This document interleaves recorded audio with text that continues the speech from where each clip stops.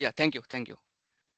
So, good morning, everyone. It gives me immense pleasure to welcome you all to this two-day online expert conclave on cybersecurity, which is organized by C-DAC Noida under the Cybergyan initiative. So, this conclave will bring together some of the most esteemed experts and practitioners in the field of cybersecurity. And we are thrilled to have such an enthusiastic audience joining us today. Over the next 2 days, you will have the opportunity to gain valuable insights, explore career opportunities, and learn about the latest trends and innovations in this ever evolving domain of cybersecurity. We encourage your active participation, and we also expect that you ask questions and make the most of this unique experience. And once again, thank you all for being here. Let's make this 2 days engaging and impactful. Now I request our chief investigator of the Cybergyan project, Ms. Rekha Saraswat ma'am, a scientist and heading the cybersecurity group at C-DAC Noida.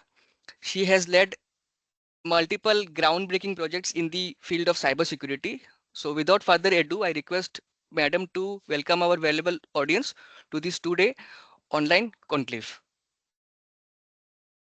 Thank you, Raja. Am I audible? Yes, ma'am, you're audible, ma'am. So I welcome all the participants here to this 2 days expert conclave on recent trends in cybersecurity. So students, as we have already interacted a number of times, you have been through your training program, through your mentors, and we have also had some sessions with you. So I would just not introduce myself to you because you are already aware about me, but I would just like to tell you about the purpose of this conclave that we are going to conduct. So the purpose of this conclave is to make you people more and more aware about the cybersecurity. We have kick-started your cybersecurity career through this Cybergyan training program. But now it's high time to get into this field, niche domain of cybersecurity for getting more and more knowledge, taking a responsibility towards the nation. That's a very important thing that students are expected. We have just tried to bring in, we have just tried to invite the best of industry experts for you. And most of the trendy topics of cybersecurity, which are there, which are required to be known by each and every individual. So the purpose here is to upgrade you, is to equip you with all the necessary information, knowledge about the tools, techniques, attacks of cybersecurity. So try to achieve as much as possible. I would also request all of you to please encourage, because this project is in its ending state now. We are going to close it anytime. So I would encourage you to please ask your fellow participants, your juniors, your seniors to just attend this course, to just attend this virtual internship, as well as just to complete this also. It's not like that just registering is enough. You have to complete this course also, because a number of opportunities we are coming up for all our certified participants who have just seriously taken this training program and who have learned from this. Those who are just enrolling and just leaving it is not the solution. So just try to complete it. Encourage your colleagues or your classmates or your juniors, seniors to just join the course, to complete it, get the knowledge as much as possible, because ministry has just initiated this project with a objective, right? So just kickstart your career in cybersecurity with this course. We will have so many opportunities for all of you in the future. Definitely, whenever we will have opportunities, we will be preferring our Cybergyan students first. Apart from that, we are coming up with some competitions which will have a lot of rewards also for the in the domain of cybersecurity itself. So just to take the opportunity, you have to grab the opportunity. You have to just move into this domain. You have to equip yourself with the required knowledge which is necessary, because students are the future of nation. Definitely, if you can secure yourself, you can secure your devices, you can secure your organization, you can secure your networks, then it is automatically serving the nation. So now you are the cyber warriors. As the defense forces are working for us, there will be a time, it is the time which has actually come, that the countries are fighting using cyber weapons. So now it's a time that we have to be equipped with all this necessary information, all this necessary knowledge. So with this, I will be just declaring this conclave open. And I would expecting that all of you will be taking as much as advantage of this opportunity and try to gain the knowledge as much as possible. The experts are here. They are well-known experts from industry. They are experts in their field, respective fields. So try to ask the questions, try to get as much as knowledge from them. So that is our expectation. So with this, again, I would welcome all of you to this today's conclave, and we would be starting the session. So over to you, Raja. Thank you, ma'am, for encouraging our audience. Now, please let me introduce our first eminent expert, Mr. Het Mehta, who will take the session on ethical hacking. Mr. Het Mehta is the founder of Hackstack Security and an expert in ethical hacking and cybersecurity. Sir is known for his passion for innovation, and he has contributed significantly to advancing the field and spreading awareness about the critical need for robust cyber defenses. I request everyone to please welcome Sir and please be attentive in this session, especially who are cybersecurity enthusiasts. Sir's session will be extremely insightful. So thank you everyone. Once again, thank you for being here, and let's make these 2 days engaging and impactful. Over to you, sir. You can proceed now. Thank you. Yeah, thank you for the introduction. Just let me know if my voice is audible. Yes, sir. Yes, sir. Loud and clear, sir. Okay, cool. Yeah. Is my screen visible? Yes, sir. It is visible, sir. Okay, yeah. So before going that, good morning, everyone. Thanks for joining in the session. What would be the language of mode that you all would be prefer? Like, should I go with the English or Hindi?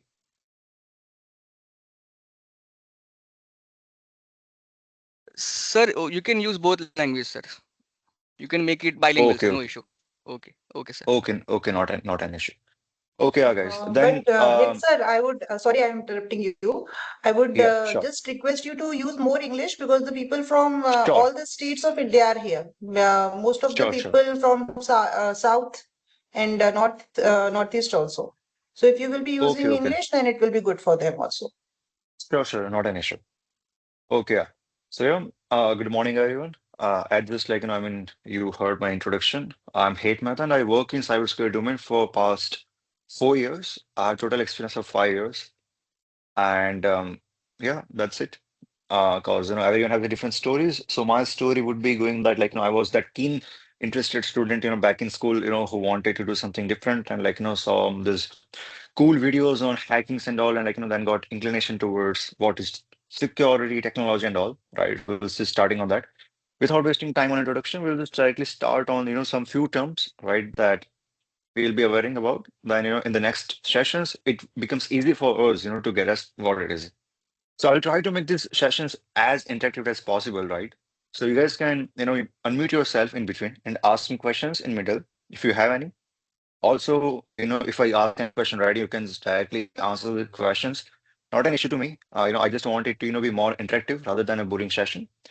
So the first term that we are going to discuss is the cybersecurity, right? Like before moving towards cybersecurity, we need to, just make sure that we know the meaning of cybersecurity. Right. It's a kind of a buzzword nowadays. Whenever you call someone now, you get this, this caller tune, that about cybersecurity, cyber crimes and all. So what is cybersecurity? So there are two parts of cybersecurity, right? A cyber and a security. Anything that is online, right? Anything that is virtually connected, anything that is connected to the internet, we refer it to the cyber, right? Any internet, any network or anything, right? Anything that has an online presence. So that has a cyber and the security for that online presence, right? Or that virtual world. So that's simple as cybersecurity. Now, the next term that usually we come across is the information security. When you start your career in cybersecurity, you will find multiple people saying, no, that I'm an information security expert, information security analyst. So what is information security? Cyber and information. These both are two different component, but very similar. So cyber comes under information, right? Anything that has an information in online world is a cybersecurity. But what about those papers, those documents, right, which are under the table, right, which are in the written text? So that's information for you. So in security of online and offline. right? Any virtual or any document, that any security of any piece of information, that is an information security. And in cybersecurity, we call it as an infosec, right? Now, having talking about these words, what is hacking? Can anyone describe what is hacking? Like, is it a crime? Is it a technique? Is it a skill? Anyone, just in one line, what is hacking?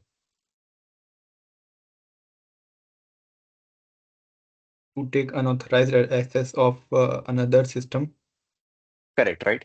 So in terms of cybersecurity or in terms of IT Act, right? Hacking is something where hackers takes an authorized access to the system where he is not given any permission to, right? Like if I don't have any access to, let's say, others database, and if I try to get into the database, that simply means I hacked into the database, right? Because I gained that unauthorized access. So in legal system, it is a crime under IT Act 2000, right? But hacking has a different meaning also. As for, let's say if you go to the 100 years back, there was a still term used called hacking, where hacking was, it meant as innovation, right? I'm hacking into the system, right? I'm hacking, so this innovation also was the meaning of hacking before the internet was there, right? So yeah, it's a hacking.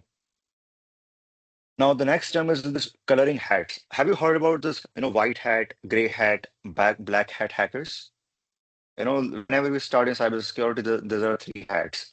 So white means obviously ethical hacking, which our topic of discussion is. There is a black hat, which simply means, that let's say, this ransomware groups, right? Those who take the advantage of the system, just for sake of fame, sake of doing nothing, sake of the, revenge or anything, right? Without permission, right? You do all those transactions, right? So that's black hat hacking, and the gray hat is a combination of both. And the teams, not the Microsoft one which you are on, but teams. So there are three teams: purple team, blue team, red team, which we will discuss later. So why we are studying ethical hacking, right? We should be clear about that.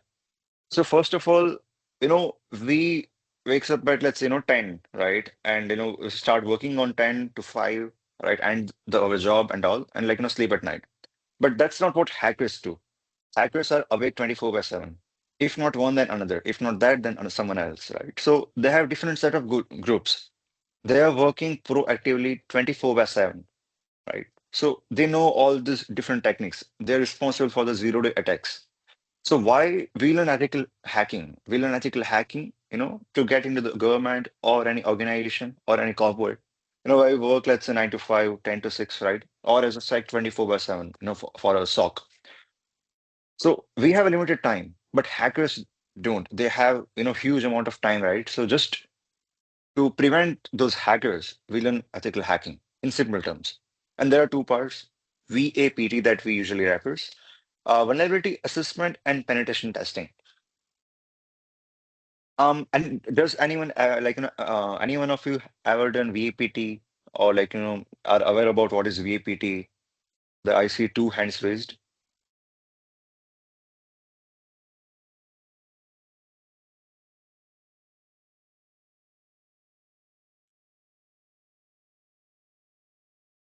Okay. Yeah. So penetration testing, right? So uh, you might have heard about QA testing, right? Quality assurance testing. Now, what do? They simply, try to test the product, that whether there are any bugs, whether there are any issues in terms of feature, if anything is not working, right? So there's a normal testing, a normal QA testing. But when it comes to penetration testing, it's part of cybersecurity where we check the vulnerabilities, right? Let's say I'm doing a penetration testing of a server where there is Apache, right? Apache is used for the hosting as a server. I will try to get, the vulnerabilities of Apache, right? If there's Nginx or anything in that, I will try to hack into that server, right? I will try to find the vulnerabilities using multiple tools, right? That we'll discuss later. So there are multiple tools, there are known vulnerabilities. There is a list called an OWASP top 10, right? Which usually cybersecurity people refers to, right? So that's simply penetration testing where we try to find the vulnerabilities in a system. And the same, once we are done with the penetration testing, then it's you can say there's a VA, vulnerability assessment. let's say, I found this vulnerability, right? Now what next? So the process of exploitation, process of, let's say, finding, whether the vulnerability exists or not, that there is a true false, right? There is a false positive to trying to correct those false positives, right? We do perform the vulnerability assessment, right? We create a report, right? We create a graph of medium, high. There is CSS scores, right? So which all are based of the vulnerability assessment. Now, the reason to study these things are the four main threats to the cybersecurity as of now is first APT, ransomware, data breach, and phishing scams. So if I, take you to the APT, let me know, if my screen is visible, right? So there is a website called attack.meta.org/groups. You can see the list of APT groups here, right? There are, number of APT groups which are listed. I'm not talking about, those which are not. There are, just which are listed. For example, let's say if you take this group called Deep Panda, right? It's a Chinese group, right? That they are responsible for a particular task. There are hundreds of, cyber APT groups which usually comes together and hack into system, right? Um, you can call them zero day vulnerabilities, they perform, right? So they have a target, right? And usually they perform a targeted attack. Let's say Confucius, right? So they have primarily targeted military personnel and high profile personalities, business person and government organization in South Asia since 2013, right? So these are, kind of an APT groups, which usually are responsible for any, group level attack. If I want to attack a particular organization, being alone, it's not easy for me to attack it, right? So if I create a group of hackers and title them as an, right? And if I hack into them, I may be called as an APT group, right? So that's an APT hackers. Usually you will find APT hackers, who are attacking, those national organizations, right? Or any particular group, right? Because that's when what they are targeted towards. Then the next is a ransomware attack. Uh, does anyone know the meaning of ransom? What is ransom?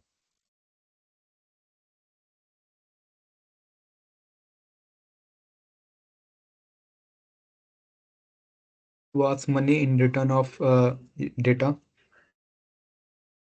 Correct. So I just said ransom, not ransomware.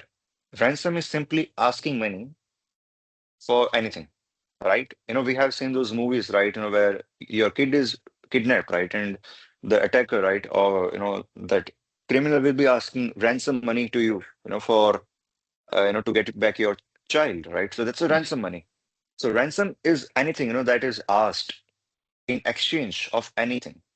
It's not just Sir, about it data. sir, it is a type of malware. Yeah, correct. So that's a ransomware. I'm just talking about ransomware right now. So when we talk about ransom, right, first we need to know the data, we need to get the information exactly what is ransom before going about ransomware. So ransom is just, asking anything in front of, let's say, anything else. So let's say if I'm asking, let's say, money to get your work done, right? So I'm asking ransom, in exchange of something. That's a ransom. And from that word, there is a new word called ransomware. Now, what is ransomware? That is malware. Now, what malware does is, it simply gets into your system, decrypt all the information, all the data, sorry, encrypt all the information, all the data, right? Then, you're done. You can't use the system. You need a ransom key for that. And to get that key, you need to pay the ransom, right? Here, the ransom comes. Usually people ask ransom in Bitcoin because it's a cryptocurrency, and right, and it goes as untraced as it does not have any particular organization handling all the transactions. So ransomware attacks are those, usually. So there are very big ransomware attacks in the history. The one of the most famous is the WannaCry one, right? Eternal Blue. If any one of you would be the, interested in techie, right? They might have heard about Eternal Blue attack, right? So it was a part of Windows system in 2016 or 17, in Windows 7, right?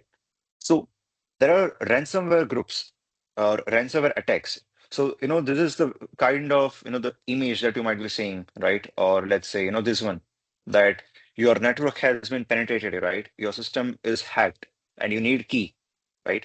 So this is like, usually what usually you see in ransomware attacks. So there are a few examples like Ames Hospital. I guess back in 2 years, right? 2 years back, Ames Hospital was hacked with a ransomware attack, right? There are several companies, in India, Polycab was one of the example, who was hit with a ransomware attack, right? And later there are two parts. Either you lost all of your data, right? Or you end up paying, like filthy amount of money and you get nothing, right? So you just lost your data. Or second, you do get your data, but there is a risk that your data is already there with an attacker. So you will end up with this thing called as a data breach, right? So there are multiple ways, for the data breach. So there is this website called Have I Been Pawned, right? Now it simply looks for an email in any data breach. So you can see as of now, there are 849 pawned websites, and there are this much 14 billion, 500 million, amount of accounts, which have been breached or like, which have came across in the breach, right? So you can see, recently I did breach. So there is this breach for the French citizens account, there is a 28 million, right? 28 million users have, users data has been breached and the part of this, right? So let's say if we try to enter an email address. So one of the most common, right? Let's say John Dewey at gmail.com, right? Let's see, whether this account has been found, like, hacked or not. So you can see it's one of the most common, Gmail account you might be using, right, inside a website. So it has been found in 256 data breaches, right? So you can see, in the Adobe 2019, 13, breach, right?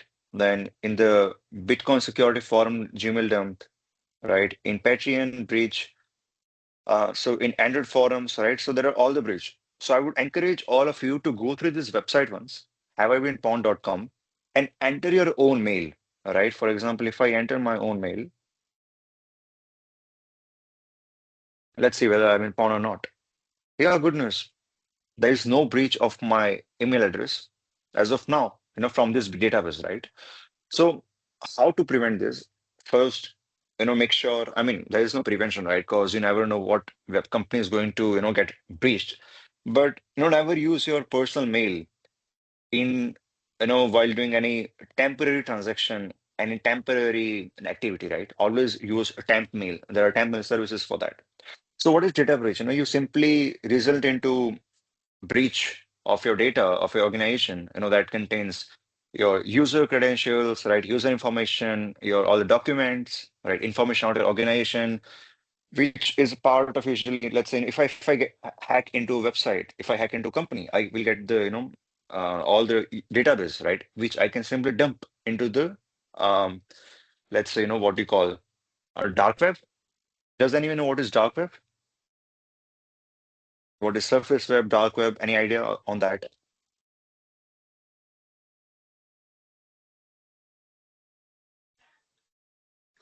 Yes, surface web is like we are browsing on that.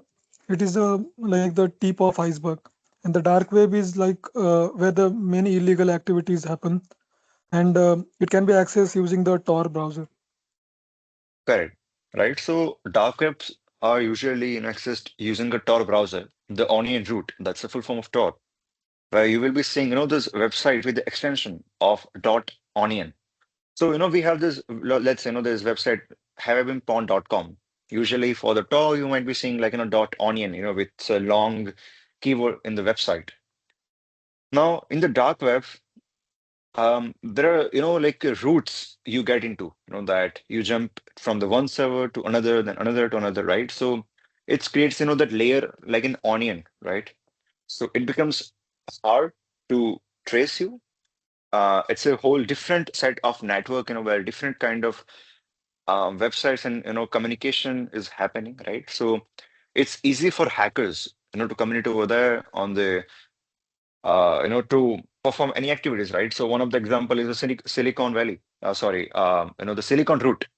So the Silicon Route was one of the project, right, that was in the dark web back in time, which was, like uh, take over by CIA. So usually we'll be finding, there's all these drugs, dark man, what we say, hitman, right? Or, those, the confession room, right? Or, like all the illegal substance, you will find on dark web. But yeah, the thing is that it's not trustable. If you purchase anything, hmm, it's up to you, right, whether you will get or not. But yeah, so there's a lot of things in dark web, right? You will find a good information also, which is not on the normal surface web or the internet that we usually, refer to. So let's say if I'm a hacker and if I get a bunch of data, if I will upload on the surface web, let's say on the drive, obviously the police or like the system will get who that person was. So it's better for hacker to dump all this data on the dark web, right? So it becomes hard for them to find the hacker, who dumped the data, right? So that's one of the core reason why people dump the data on dark web. And you will see, that Lenskart data has been found on the dark web on this forum, for this rupees, right? So that's what usually happens. They usually, submit in the forum. The next is a phishing. Um, Phishing is one of the most common way to get any organization hacked. That's the reason, that we call this caller team, right? If someone's try to call you impersonating as your sister, brother, right? Impersonating as an officer, and then you get him data or money, right? It's a simply phishing call. So phishing call means a wishing, right? And phishing is a part of usually, email. So you might have seen mails, that your account is hacked, change your password from very different site, which you are not aware about, right? But there could be phishing websites. We will talk about that in later. So yeah, was I speaking?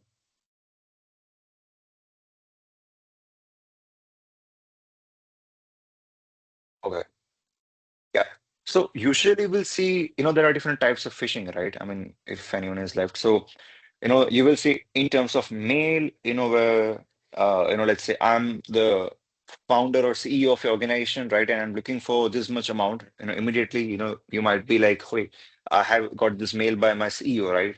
I should send him money, but no. Why would he dare, to ask you for the money, right? So it's a simply phishing mail.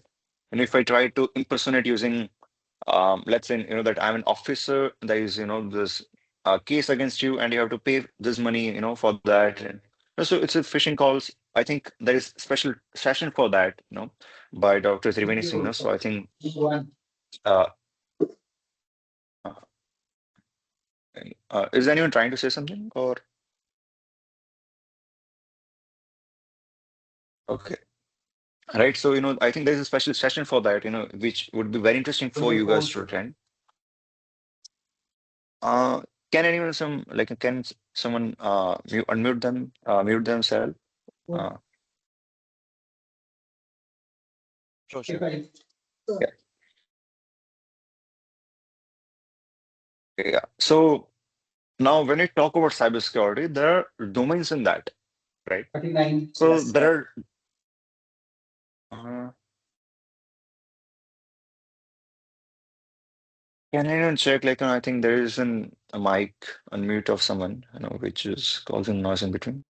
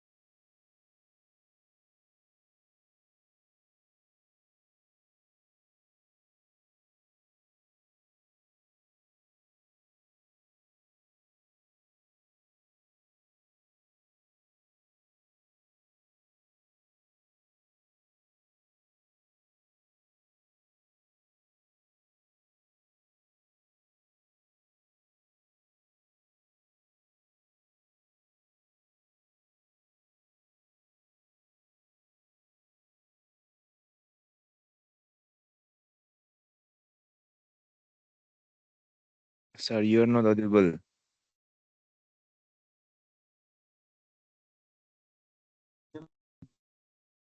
Okay, I was mute by someone. Yeah. From where did I left?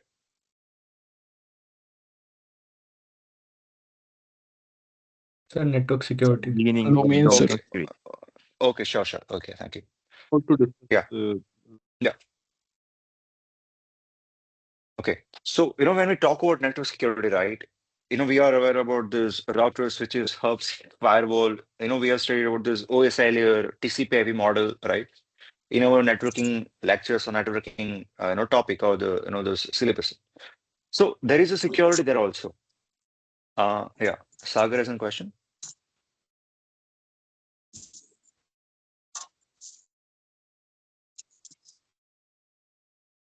Uh, I urge, people, if you don't have a question right now, then don't raise a hand. And if you have the question, you can ask, directly.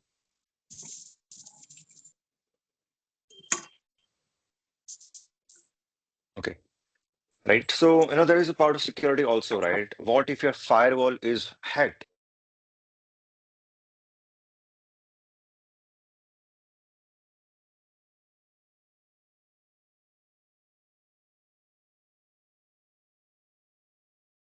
Sir, you are on mute.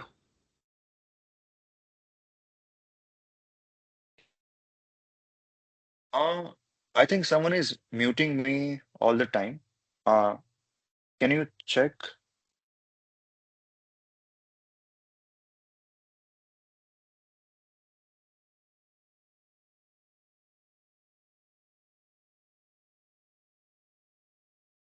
I'm audible now? Yes, sir. Yes, sir. Okay. Yes, sir. Yeah. You are audible. I've been okay. I mean, I think I've been muted automatically. Uh, so I'm not even sure. Okay. Let me know if my screen is visible again. No, sir.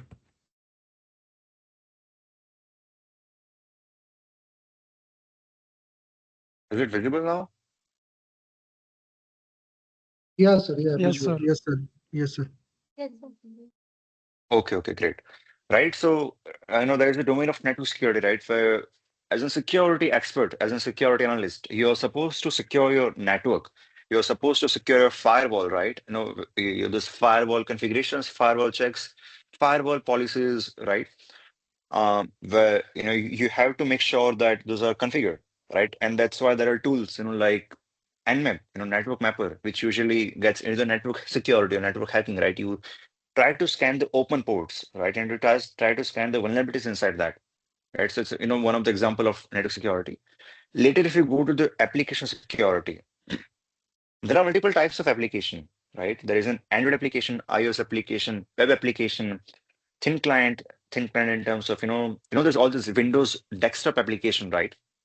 This Mac OS application, the Linux applications, right? So this is all the part of application, which is one of the large domain in cybersecurity.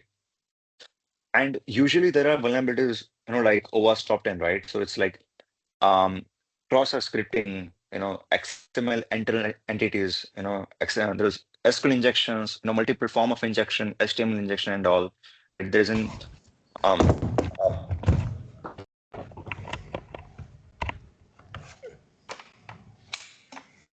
Deepanshu, can you okay.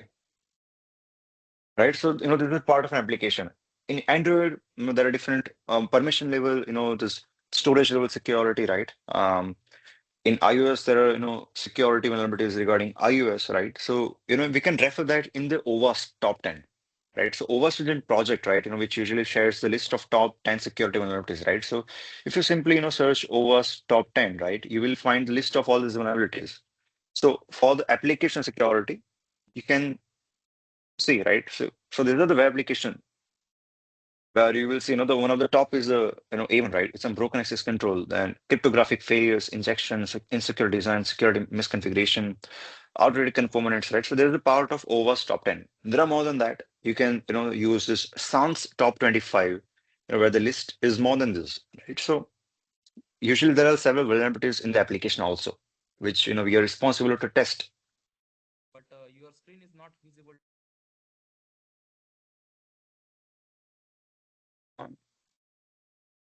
Is my screen visible to others, or is it just for Shiv? Yes, sir. Your screen Sir, is visible. visible. It is visible. Yeah. Okay. Shiv, you can try to, join again. Yeah. So then, there is a security of, Yeah, there is security of cloud also, right? So can anyone give an example, of few cloud providers? AWS, Azure. Amazon. Google Cloud.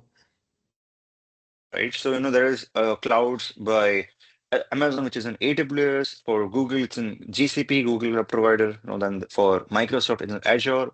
For Oracle, there's a different, right? So there are multiple sets of cloud providers, where usually, nowadays, we go serverless, right? We don't have our own, hosted server at home, but we rather rely on the clouds. But what if your cloud is hacked? What, your website is secure, but the website, which is hosted on cloud, that cloud is having some vulnerabilities.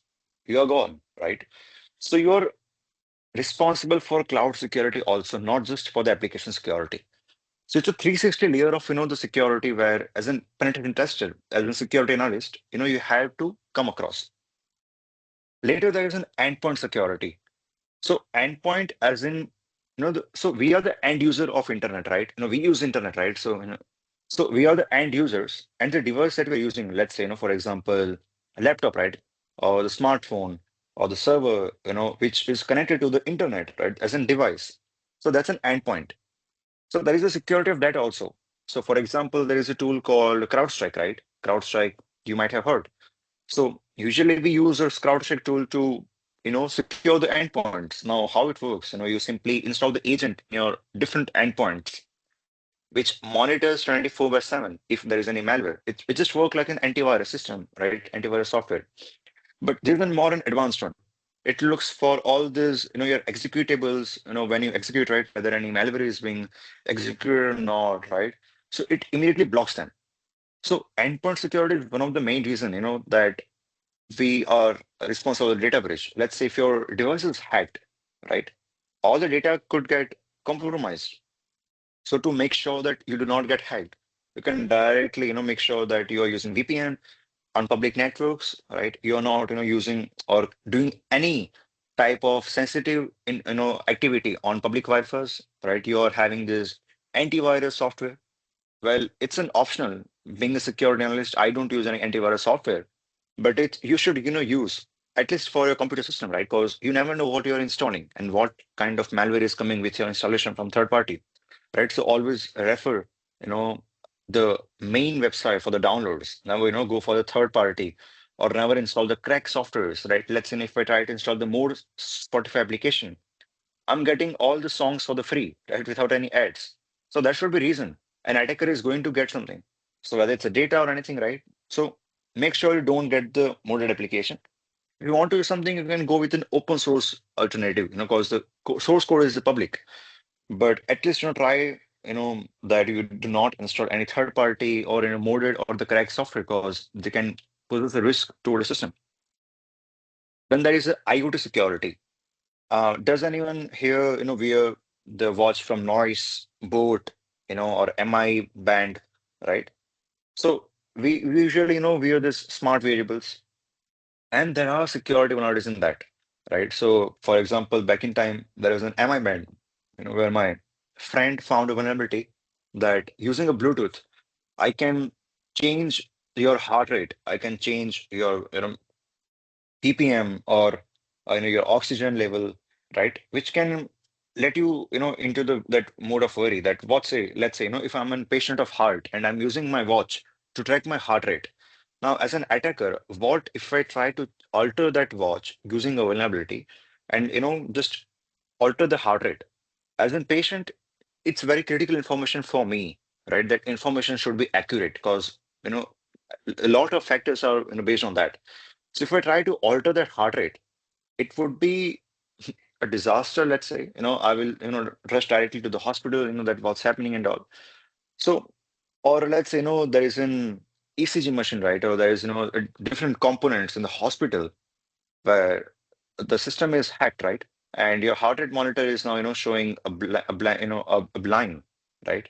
You're still living, but so the thing is like, that when this kind of equipments are hacked, it does not affect you directly, but it affects indirectly, where you just get into the tension or the concern, right? So there is a famous video of, smart homes, right? Where an attacker hacked into the smart home systems, right? So the the user, right, or the person like who was living in the home, he was frustrated, to exit the home because there was no way to open the door, because the door was hacked.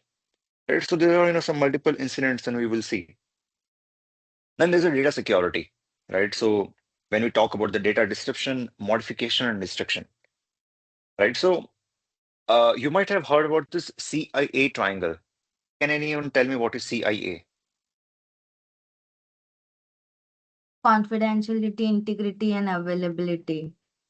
Right?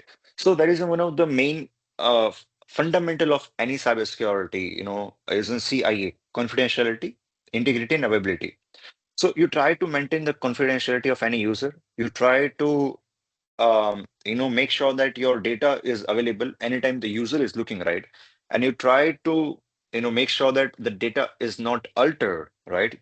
Where the integrity part comes, that let's say if my name is Het Mehta, if my username is Het Mehta, so I should get my information whenever I search Het Mehta, right? It should not get altered, right? The integrity of the data should not be changed, right? So it's a main component.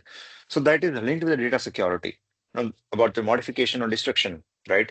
Modification, it will relate to the integrity, right? The destruction, it will relate to the availability, right? And the disclosure, that will relate to the confidentiality. So the data security is mainly connected with that. Then the incident response comes. So let's say as an attacker, right, we hack into the system, but there isn't always a part of incident response where there is a defense team who is looking always for whether there are incident happening in your system, on the server or the organization, where if there are any data breaches, if there are any malware attacks, right, or if there isn't any DOS attack. So one of the common example I can give to you is, let's say there is an result of JEE, right? Now all of the students come across at the same time, and they access the website, and you will see after a few minutes the website is down. Why? Because the server is not able to respond to every query. So usually that's what happens, in DOS attack also. But in this time, the attacker creates all this, query at the same time using the same machine. And when he tries a different machine, that's a DDoS, distributed denial of services, right? So that's one of the examples to, shut down any services that can impact a lot of things. Just imagine what if, your Google Pay service, is down, right? Now you're making any payment, but it's not working. It's saying the server is down, right? So it creates an issue, and in the long term, it impacts the businesses, right? The later part is the GRC, the governance, risk, and compliances, right? So if you look into this compliance, right? So there are compliance in the cybersecurity called SOC 2, HIPAA, which is related to the Health Insurance Portability and Accountability Act. So, the data of the healthcare patient, right, or healthcare provider, that all come under the compliance of HIPAA. PCI DSS is regarding payment card industry, right? Then ISO standard is usually, what we have in the organization, which, create standard that your organization is having the best standards and the frameworks. There is a GDPR for the data protection. There is NIST again, for the cybersecurity posture management, right? So there are multiple, the compliances in the system where, it's a part of cybersecurity also, right? So cybersecurity is not just about hacking. It's more about an auditing, right? And the note taking things, right? The checklist on the boring stuff. But the topic of our conversation is this ethical hacking, right? Which usually comes into red teaming. So we will have this two main teaming. The first is the red teaming and blue teaming. So does anyone of you have heard? Yeah, people, yes.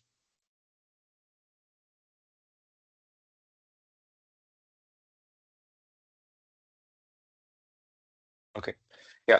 So does anyone of you is aware about red teaming or blue teaming, or have worked under this domain before?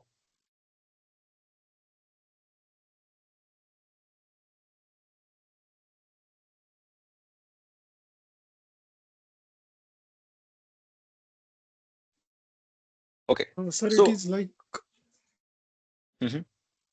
sir, it is like the type of hackers, that is the white hat hacker, black hat hackers. So the uh, hackers uh, which supposed to be red teaming, and the blue teaming is like to protect the PC or something. Okay, so usually what we refer red teaming and blue teaming as, let's say, a simple system, right? As an attacker is a red teaming and a defender, it's a blue teaming. In cybersecurity, we call it as an offensive security, right? And defensive security. So offensive security is an attacker mode, right? So let's say, I'm a person, right? Who has a gun. So my work is to kill that person using a gun, right? I'm using an offensive approach. I'm attacking. But my opponent, he isn't into defensive, right? He does not have a gun. He has a shield, right? So he's trying to protect himself, using shield, right? So whenever I'm shooting a gun, yeah. So whenever I'm using a gun, he's trying, shield to protect himself. So that's a part of, the simple example of red teaming and blue teaming, right? So if I start with the blue teaming, right? Okay, let's talk about the red teaming first, and it becomes easy for you to understand blue teaming. So red teaming simply means an hackers, or an attackers who identify vulnerabilities in the system or you hack in the system. So let's say penetration testing, right? So, we had a discussion about this, all the topics, all the domains, right? So it was a part of penetration testing. I try to get into a system, right, using multiple vulnerabilities or by exploiting them. I try using the social engineering, right? So the phishing attacks, right? Phishing calls, right? Smishing attacks. So this is the part of social engineering where I try to manipulate people, not the system. So there was a famous hacker back in time, Kevin Metnick, if you might have heard. He has this written great book called Ghost and Wires. So Kevin Metnick used to say that all of his main attacks, all of his successful attacks were the reason of social engineering. He did not use this penetration testing toolkit, right? He did not try to get into system using SQL injection or process scripting or remote code execution. He tried to get into the people, right? He simply manipulated people, and they revealed the information which helped him to do the social engineering attack, right? So let's say if I want to hack into organization using website, just imagine what if I try to have a conversation with one of the employee. I try to fetch few information about the organization, right? And later I create a roadmap using the data that the employee has revealed, right? So that comes in the social engineering. I'm using that person to get into the organization, right? So that's a social engineering that is part of attacker also. There is a malware exploitation, right? So let's say if I, there is a tool called a USB rubber ducky. So what if, there is a USB pen drive on the road? You take it to your home, right? And you simply install, you plug that USB in your system. I would have configured that malware, which directly runs on a system, right? And your system is now vulnerable. I mean, it's under my control, right? So anything you'll do, I will get to know that, because you install that USB, and there is an automation script, where once you install that USB, there is a script, which runs in the background, right? So that just create a configuration where anything that you will do or you perform on your system, I will be accessible for that. I will have all the access. Then there is a zero-day exploits. So as the name says, a 0 day, right? So does anyone know what is a 0 day? Sir, in this, the attacker won't allow us, like, they won't give us time to repair our system. Like, they keep on doing the things. Yeah, so kind of. So usually what 0 day attacks is, let's say, yeah, as the name says, right? 0 day, you don't have time. Let's say, for example, there is a vulnerability, where my configuration of, my firewall configuration is set to this, right? So I can simply change that configuration. I have time to do that. Or let's say, if there is a vulnerability in my server, where there is a remote code execution, I can simply patch that. But what if there is a vulnerability and there is a no patch? Or like, there is a new vulnerability in the market, right? Where I can directly get in a system and there is a no patch. It's a product. So let's say there is a product called, um, mm, and right, let's say Google, right? Google Authenticator. So Google Authenticator, I'm taking it as a product. Now, what if I find a vulnerability in that, which everyone is using, right? So if there is a no patch as of now, it's called as a 0 day. So one of the prime example I can give to you is the log4j. So I think 2 years ago, there was a 0 day vulnerability called log4j, where and see in initial days there are no patches available in the system. So let's say if you find any target where the system is using that particular vulnerable software, right? And if you have the 0 day exploit, you can directly hack the system. They won't have time to patch because there is no patch released that time. So, you know, and a hacker also tries, to create this 0 day exploits, where you won't see this, particular payload, right? Or exploit on the market. It's a new creation of you. There is a MITM attack called as a man in the middle attack. So, as the name refers, right, you are the man in middle, and there are two different things. So, what are the two different things? So, let's say you are connected with the Wi-Fi, right? Now, you're in the hotel, you have connected to the Wi-Fi, and you're accessing some websites, where you're entering a credential. Now, what if I become that middleman who controls the activity between Wi-Fi and you? Right? So I'm intercepting the request. I'm interested in the communication between two parties, right? So one is the Wi-Fi and the second is you. So I'm saying, that, anything that you're sending to the server, I'm able to get the data. And anything that is coming to you from the server, I'm also able to get that, right? So there are tools for that. One of the common tools, you can use, there's a network interceptor tool called a Wireshark. So you can see, Wireshark, there is an option for that. If the site is just HTTP, or the HTTPS, right, which is not secure one, and it does not send encrypted data, you can simply see that unencrypted data on the communication. So there is one of the example is that there is a one of the cool example. Let's say if you're in the hotel, right?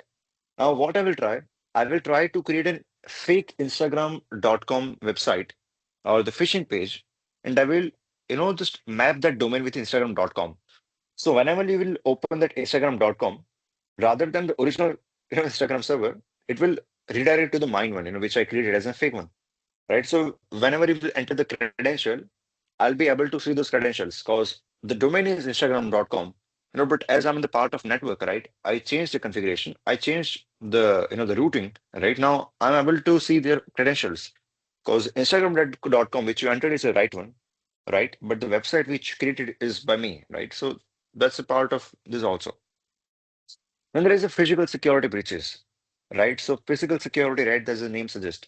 As I said, right, cybersecurity is not just about, hacking the servers.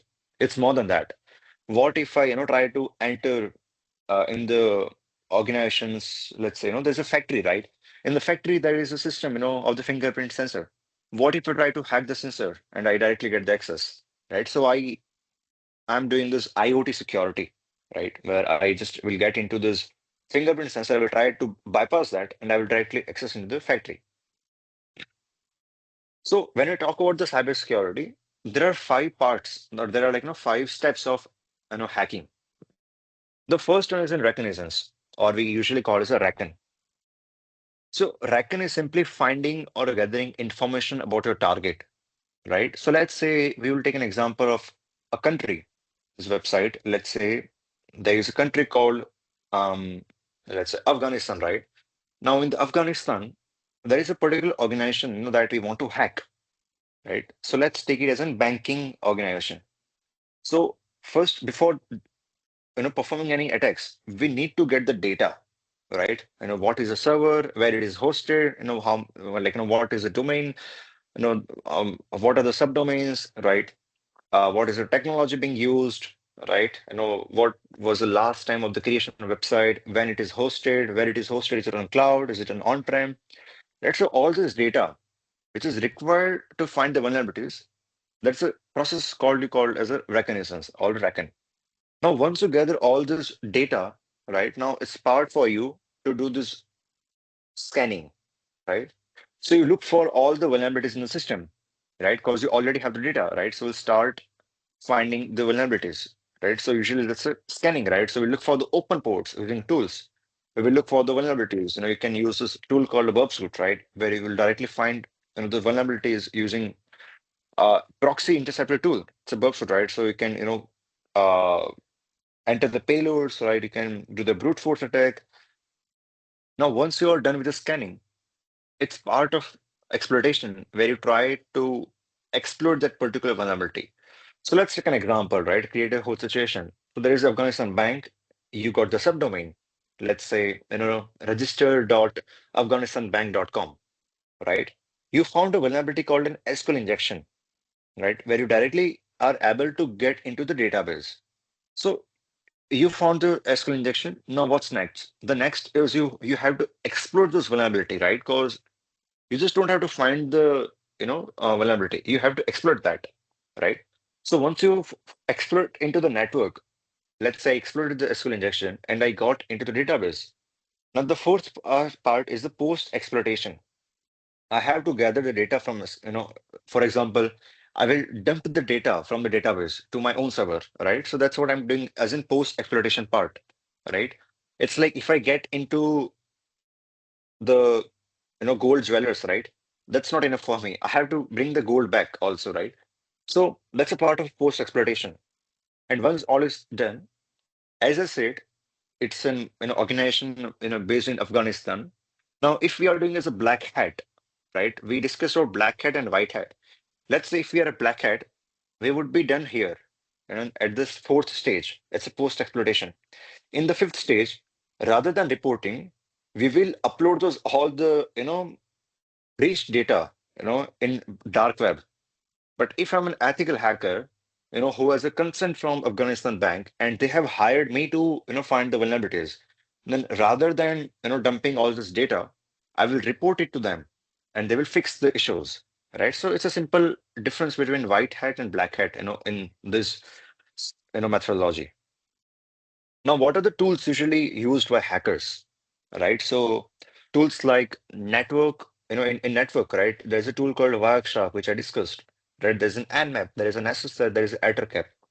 So using Nmap, you can find all the open ports, right? You can uh, try to find the open vulnerabilities. So for example, let's say if I take terminal, uh, right, there's a tool called Nmap. You can see Nmap-H. So, there's a lot of things you can do using Nmap, right? You can just provide your target, right? So let's say if I'm doing Nmap google.com, right? It will try to find the open port from the google.com. Now it could be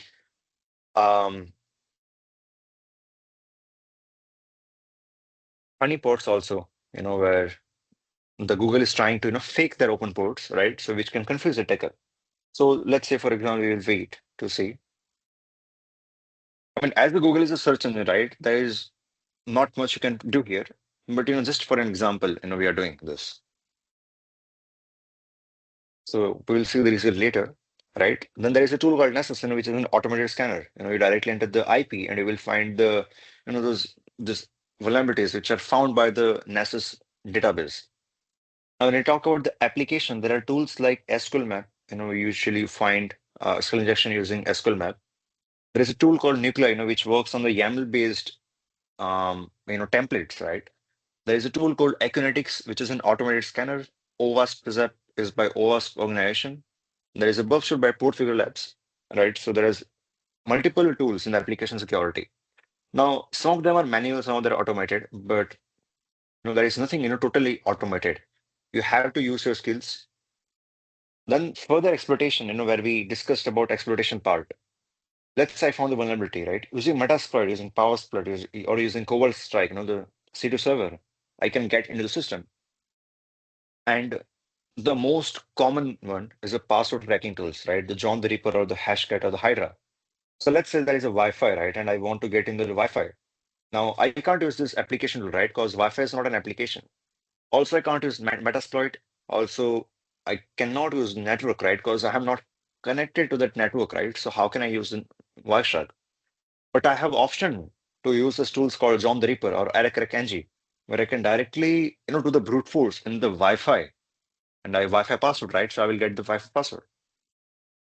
So yeah, you can see, I did the nmap google.com, right? So they just showed me that there is a HTTP service open, HTTPS, the 443 service open, right? Which is usually obviously, in any website, because HTTPS is responsible for that services. Now, in cybersecurity, there are several certifications also, right? So the most common is this ESYC Council. It's a certified ethical hacker.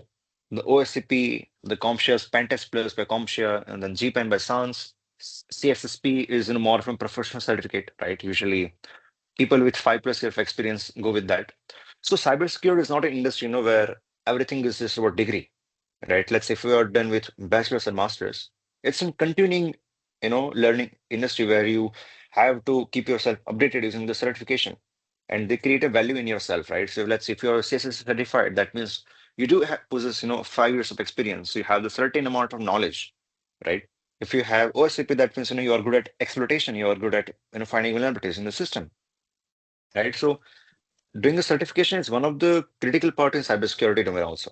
It is not mandatory, but it is one of the great way, to enter in the domain, or, to upgrade yourself. Now, if we let's, talk just about cybersecurity, right? So I left two part here. So, while talking about red teaming and blue teaming, I skipped the blue teaming part. Why? So now we'll talk about the blue teaming here. So we had a discussion regarding red teaming here, right? That attackers, they find the vulnerabilities, they hack in the system. But how to prevent those hackers, right? Our job is to prevent also. It's not just about attacking. So there are several parts of that. So let's talk about the threat intelligence. So does anyone can anyone tell me what is threat? What do you mean by threat?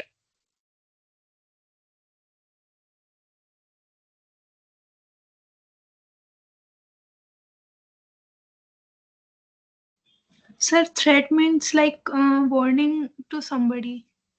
Threat is used to Yes. storing some confidential information about your data and privacy. Okay. Also, like we give warning, like we do something that will hurt you or kill you, like that. Right. So usually that's what we refer in a threat, in real world.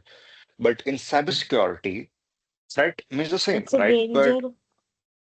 yeah, kind of, right? So let's say there are three parts in cybersecurity. So vulnerability, risk, and threat. So threat is, let's say, my system is using Apache server, right? And there are vulnerabilities in the Apache. I have fixed those, vulnerabilities using patch, after upgrading the Apache server. But I still have a threat, right, of um attacks, right? Because it's a server, which it's a third party server, right? Which I haven't created, right? Now, what if there is a zero in that, right? So it's a threat for me. Like, see, threat is something, it's not vulnerability. Vulnerability is something which you know. Threat is something which you don't know, which you are not aware, but which might happen, right? So there could be, emerging threats like, by using ATT and CK, we discussed about this APT groups, right? So it's also one of the threat to us, our organization, right? What if they invade our organization? So to mitigate these things, there is a dedicated, domain called as threat intelligence, which is part of blue teaming, right? Now let's stop talking about the red teaming, but talk about the blue teaming. So, in this domain, usually we set up a team, who looks into the dark web, right? To see whether our organization is breached or not. They, look that, whether any of the, vulnerabilities of our system or the exploit of our system is presented on the dark web or any the forums or not, right? So usually they are responsible for looking all these threats in just, simple word. Now, in any organization, the critical part of that is the people, right? Now, what if the organization is totally secure, but people are not, right? Let's say, I work in Google, right? Now, you can say Google is one of the secure organization, but what if I receive a phishing mail and I click on that and I enter my credentials, right? Now, the attacker will get my credentials, he will directly log into the system and he will get access to that. So here, there was no vulnerability in Google, but he rather, did the phishing to exploit me, right? So the critical part of any organization is the people, right? So for that, we can't fix those things, right? but we have to give them security awareness training, right? We have to give them, trainings on, what are the best practices to prevent phishing, to identify phishing, what is the social engineering, we have to identify them, right? And what are the different types of attacks, what you should share, the minimum password length, right? And what kind of information you should share on the social media about your organization, what kind of things you should share to your friends, right? So limiting those information, right? Knowing when to click, where to click, what to download, right? What not to do, right? So do's and don'ts for the employees. So that's a critical part for any security awareness, training. Then later is the security assessment. So we do have the capabilities of blue teaming, where we do this incident response, right? So there is a thing called an SIEM, SIEM, Security Incident and Event Management, right? So where we usually look for the incident on our organization, right? So you might have heard this word called log monitoring, where we check all the logs, right? So if we let's go into the blue teaming. So we talked about threat hunting, right? We talked about the awareness training. So there is also part of the monitoring, where usually what we do, right? We monitor all the logs. We check whether this request is suspicious or not, right? Hacker does not directly hack into the website. First, they find the vulnerability, and to find the vulnerability, they have to do this attacks. Now, when you do the attacks, the system will automatically get that the someone is trying to get into the system. Someone is trying to find the vulnerabilities. Someone is entering different set of payloads, right? So that is caught in the security monitoring, right? So I give an example, where I have the gun. I'm, just shooting the person, but the person has the shield, right? So I'm trying to get in the website, but that website has this person, like, who monitors all the log. And whenever I try to enter in any payload, my request is automatically getting blocked, right? So it's a part of, security monitoring, where the user, the SOC analyst, they look for, all the suspicious activity. Now, once I find the activity, right, I have to take steps, right? So that's what we call as an incident response. So in an incident response, we simply try to mitigate, that particular incident. So whether I can block that IP, right? I can block the user. I can, just let's say, if the service is vulnerable, I can stop the service, right? I can apply the patch, right? I can limit the network, that who can access this website, right? So that's what comes under part of incident response. Also, when we talk about blue teaming, right, there should be data encryption. So you might be aware about encryption, right? AES encryption, RS encryption, right? DS encryption and all. So we also have to maintain the encryption of our server, of our data, right? So any communication. So we discussed about this topic called MITM, right? Man in the middle attack. Now, if you would have encrypted your data, it would become hard for an attacker to decrypt the data, right? So it would be hard for him to perform man in the middle attack. When if you have encrypted your data, then only, right? So it's also part of looting also. And the forensics and analysis. So cybersecurity is another domain. There is another domain called it digital forensics, right? Where we usually look, for any incident and like, we look for the forensics. Let's say, if my system has a ransomware attack, right? I will try to, analyze the data. I will try to analyze the system, that how it got and all. I will try to, break this encryption ransomware and all. Later, I will try to see how that ransomware was executed, right? So let's say ransomware, right? It's a part of an attackers, right? But let's say once we are done with the blue teaming, right? Sorry, once we're done with the ransomware, now what? We had to check, right, that how we got attacked using ransomware. So next time we don't. So there is a forensics investigation for that, where it literally looks, that how this breach happened, right? How this breach occurred, right? To prevent further breaches. And it's more than that, right? Usually, in any criminal activity, if there isn't any criminal, right, we usually look for the data in that devices, right? So that's also part of digital forensics. But when you talk about the blue teaming, it's more often finding, the RC root cause analysis of an incident that happened, right? So that's one of the the top ways, to mitigate those attacks. And the last is obviously the risk incident response planning. Now, what are some of the main industries that requires us being an ethical hackers, right? So banking and finance, right? So just imagine, we have account in HDFC Bank, right? But the banking server is hacked, right? I mean, we won't use it anymore, right? So banking are one of the, the most critical industry, which needs cybersecurity. I mean, they already have, right? There are compliances by SEBI, by RBI, right? So they are the critical, the industry, banking and finance, right? Then there's the healthcare, the e-commerce, right? E-commerce is another main one, like, we all use Amazon, Flipkart, Myntra, right?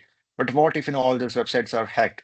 We order something, right? But our money is lost, right? Our address, right? Our data, all the details is breached, right? So just imagine, right? There are 248 participants in this meeting, right? Now, what if the username, the mobile number, the email address, right, the home address is leaked of all of us, right? It's not something which we want, right? So, we will make sure, that e-commerce industries are safe, right? And that's why they require us, security people. Then obviously government, right? Now, what are some challenges, right? So, I mean, in terms of challenges, right now, there are challenges for us, right? So, as I said earlier, that hackers are working 24/7, right? Because there are different groups of that, but we are not, right? So, they are working overtime and we are not, right? So, we have to, be with them. We have to compete with them, right? So, it's hard for us, to, grasp those new vulnerabilities every day, right? There are new CVEs every day in the market, you will see, right? So, there is a website called an Explorer Database. So, it's on 15th 11 2024, if you go to the CVEs, right, there are multiple CVEs, which are released daily, right? So let's say there is a stored access on Note Mask, right, which you directly open the website, and you will see that this particular payload was used. So, um, yeah, XSS link, JavaScript. So yeah, see. So it's a step to reproduce. You directly log in the website, you create a note, and enter the previous created note, right? You click on editor tab and you enter the following payload, right? Then the link and the JavaScript colon alert. It will directly, pop up the JavaScript, right? So it's a vulnerability here, right? So every day you'll be finding new vulnerabilities, right? So you have to keep up with all these things daily, right? Then another thing is like, let's say when you know a lot of things, you are greedy, right? What it's like, I know, how to hack this, right? So why not to hack this? You also have to maintain the legality and creativity. You want to do some creativity stuff, but you have to maintain that limit, right? Because there are regulations, and you can directly be caught, right? And the last point, that is the main challenge.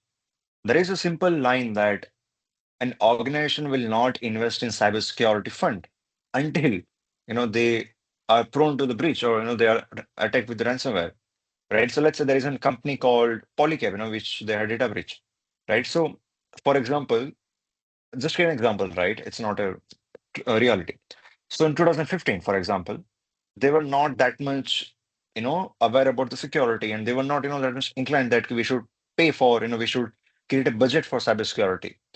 In 2016, they got a breach. They, found the vulnerabilities, attackers found vulnerability, they dumped all the data, and now the reputation got lost. Right. So from next year, they created a separate budget for cybersecurity for the organization because now they're aware that how critical cybersecurity it is. Right. So it is companies do not always convince themselves, that it is important for them, to invest in cybersecurity. Cybersecurity is more like an insurance, right? It does not give you ROI, return on investment. It always, gives you assurance that, your company is kind of secure. You will not be hacked, right? So that's why you invest in money. You pay money for yourself, for insurance that, you're not going to get return. But if something happens to you, right, you're paying insurance money to prevent the things, right? So that's what you're doing here. You're paying hackers, you're paying cybersecurity team, to make sure the organization is secure. That's it. You're not paying them, that they will give you return, right? So it's more than that, So it's hard for us to convince companies, and that's why certain companies do not have openings, right? And sometimes it's like hassle for us, to find the new jobs, right? Why? Because they're not taking security seriously, right? So that's it. So yeah, the conclusion is that key cybersecurity is not just a job, it's a necessity, right? It's an necessary to ensure the safety and security related to the world, because anything could be hacked, right? Even Google can be hacked one day, right? So make sure you do not trust anything. So in cybersecurity, there is something called as a zero trust, right? So in zero trust, you don't trust anything. Before doing anything, you ask yourself, whether you should do this or not. Whether if I'm entering the password in website, right? I should just make sure that whether the website is safe or not. If it is safe, whether the network which I'm connected is safe or not. Let's say if I'm public Wi-Fi, I should not enter the password. I should use my mobile network.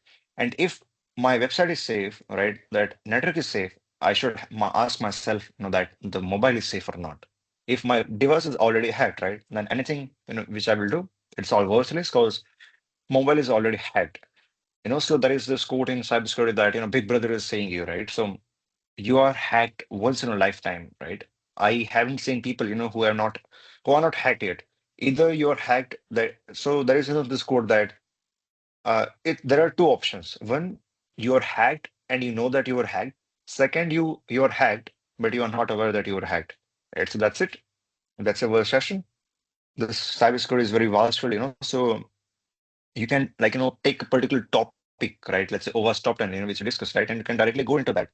So, for example, there is a Kali Linux. You can directly install this Kali Linux and look for, all these tools, right? What are those tools? You can go to the documentation, right? And you can see, what are the tools, right? There is a list of all the tools which I mentioned, right? So, see here, you can see Nmap, right? Then Hydra, for the password tracking, Wireshark, which you discussed, right? For the brute force, Derby, for the skill map, the skill injection, which you mentioned, right? Harvester for the open source intelligence. And I think there's a session for that also, the next session, right? So it's critical. And also there is a new reason, to learn cybersecurity. Uh, DPDPA, right? So Digital Personal Data Protection Act. So, this has been now in India, right? From 2023. Now, people are now complying with this act, right?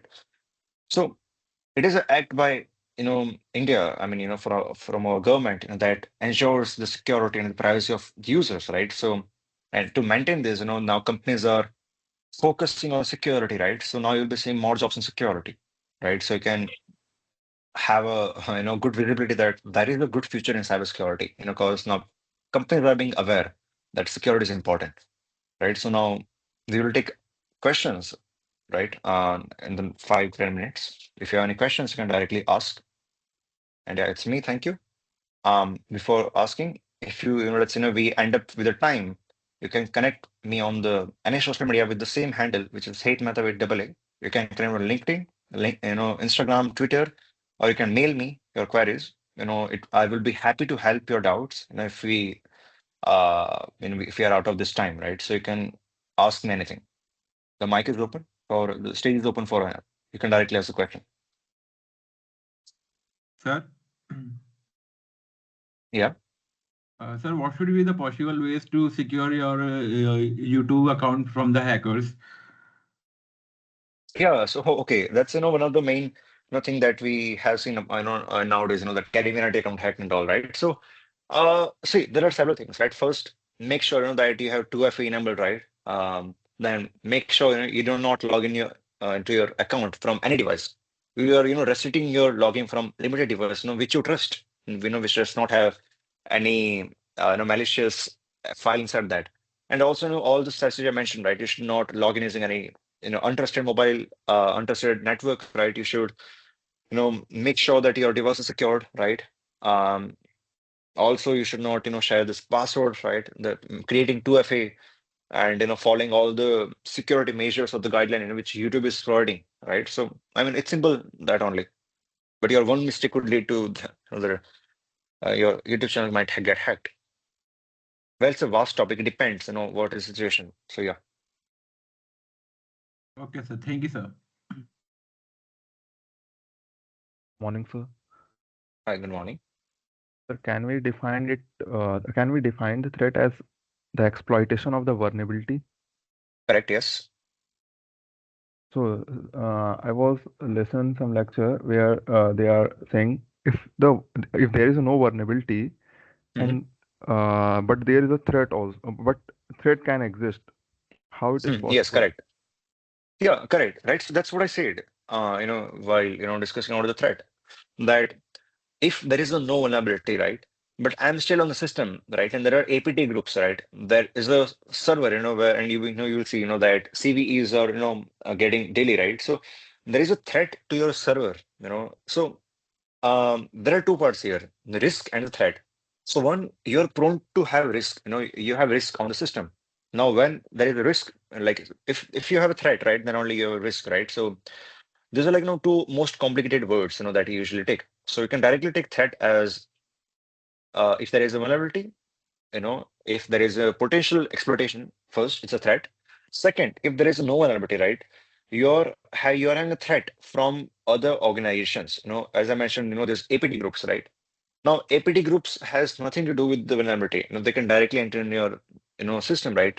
Because they come up with 0 days, they have their own set of security, knowledge and all, right? So this APT is also one of the threat to your system, right?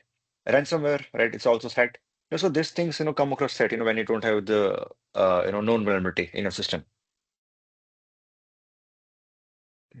So I am doing the certification, not a certification, I am doing the course on Security Plus. That is Hmm. good to enter in the Yeah, cybersecurity. yeah, it is. It's one of the good ones, to enter your, yourself in the cybersecurity domain. Security Plus by CompShare, yes, it is. Thank you, sir. But I would say, it's a, kind of a multiple questions, paper, right? So after this, you can try with any practical, certification, right? Like CRTP, CRTO, OSCP, SP and PT, and kind of this. Sir, I am not planning to take the officer certificate because it's costly. I just Okay, complete got the it. course only. Yeah, it's fine also. But the completion certificate having the value in the industry. Not really.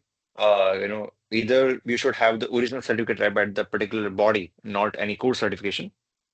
Um, so as I said, right, it's not mandatory, but it's good enough you have. It will create a shortlist, right? So it's like if you want a job, it's not mandatory to be the topper, but if you're a topper, you will get a prior, you will get this you will be shortlisted, right? You have the good access, you have the early access kind of thing. It's same in the security. So there are several benefits of certification. One, you are more prone to get shortlisted, and second, you can get a good salary hike when you have certifications. Yeah, Prasmesh. Thank you, sir. Yeah. Good morning, sir. Hi, good morning. Yeah, I have a question that the data which has been breached, like we Mhm. checked that have Yeah, I been found? Yeah, so yes. can we recover that data or anything like that? No. I'm sorry, but you can't cause your data is already breached, right? Now, see, there are two things you can do, right? First, let's say, I this is my address, right? admin@gmail.com. And my data is breached in Yes. Adobe, Starflow, right? So I will go to all these Yes. accounts and I will change the password, right? So, I'm not prone anymore for any breach. Right. So let's say, in Okay. 2016, Okay. there was an attack in LinkedIn, right? So Yeah. see, you can say the compromised data were email address and password. So they have Passwords. my Yeah. email and password, right? So I can't change my email, Uh, but I can at least change my password, right? So that's one thing. And second yes. thing is also, that next time, you should use this temp mail services, right? So there is a temp mail, right? So if you go, there is, this tempmail.org, disposal mail, you can directly copy the mail and you can get the inbox, for any temporary work, right? So, where you're not requiring a main address, or you can create a, a Okay. dump mail address, for just this temporary works, but not for the official work. Okay. And Great. the That's reason great. why you Yeah. can't recover is that data is already there, right? So people have already downloaded the data, right? So you Yes. can't go Yes. into, everyone's system and delete that. Yes. And sir, is this data available on the dark web? Which data is Uh, breached? yeah, yeah, you can find, but whether, Okay. it would be either paid, you can get into Telegram Yeah. groups also. Either it could be get paid, or, if it's a free, right? You have to, find the, like, where to find, because there is a website called a breached forums, you can refer that breached forums and, like, see, where, how you can get the data. Okay. Okay. Sure, sir. Thank you. Yeah, yeah, welcome. So if I want to check actual data of crime rate, then which portal is provide me? Actual data for what? Crime rates. Crime rates. Which crime rates? Just like cyber security, cyber crimes, and so many cases, just like crime rates of women, sexual harassment, and so many cases. That's type. That I'm not sure, because see, there are two things, right? One, that those cases, which are filed, and one are those cases which are not filed, right? So if the government are not aware about, those cases, right, then obviously it's not in our hand, to find them. And about those, the crimes which you're talking about, I mean, usually you can get into, some, I know there's records, right, of the data, but you can't get the individual data, right? Otherwise, it is the breach of privacy, right? If there is a crime with me, and if I'm reporting, and if you're able to see that crime, that means, there is a breach of my privacy, right? So that's also one of the reason, you are not able to, you won't able to see the list of all the crime rates. Yeah, to get the crime rates, I mean, to get the data on, that the information, the numbers, I think there are websites, which publish this data, every quarterly or yearly, but you can't get the updated daily, right? Because, there is no such a website for that. So yeah, or if there might be, then I'm not aware. Okay, sir. Thank you. Any other questions? Yeah. So can you discuss the best path for compliance so we can? So which compliance you're talking about? You're talking about like ISO standards and all? Yes, sir. Yeah. So now ISO compliance, so yeah, so GRC is one of the different part of cybersecurity. I know that we talked about all this hacking, post-exploitation, SQL injection. Nothing comes under GRC. GRC is like, that you're doing risk assessment of your organization, whether there are, you're following this checklist or not, right? It's more like, you have this list of, clause, right, which you have to follow, right? There is like, a bunch of questionnaires in which you have to fill, right? And you have to verify them with the teams and cyber teams, whether they're doing not or not, right? Whether they're implementing or not. And it has standards also, for example, if you go to ISO 27001, so just a second. Yeah. So there is this, correct, ISO.org. If you go here, just a second.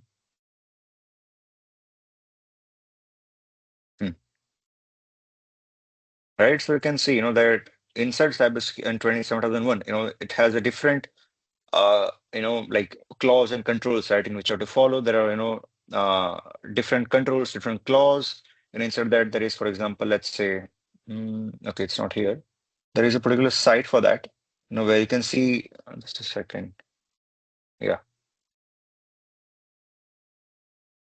Right, so see, here you can see there are for leadership, right? So in leadership, you can see, this defining roles and responsibility, what kind of roles are, assigned to the users, what kind of responsibilities are there, right? So all these things are not part of, this hacking and all. It is a part to maintain the standards, that your ISO 27001, right? They have their own standards, that you're following the standards in your organization. Head sir, extremely sorry to interrupt, sir. Actually, sir, our next expert is already in the Sure, meeting. So, sure, no worries. if you don't mind, sir. So, sir, Yeah, thank sure, you sure, so no much. worries. Okay, sir, don't mind, sir. Sir, thank you so much for such an insightful session on ethical hacking. And I believe all of us have really enjoyed it. And thank you so much for being a part of this conclave. And we would like to have you again for our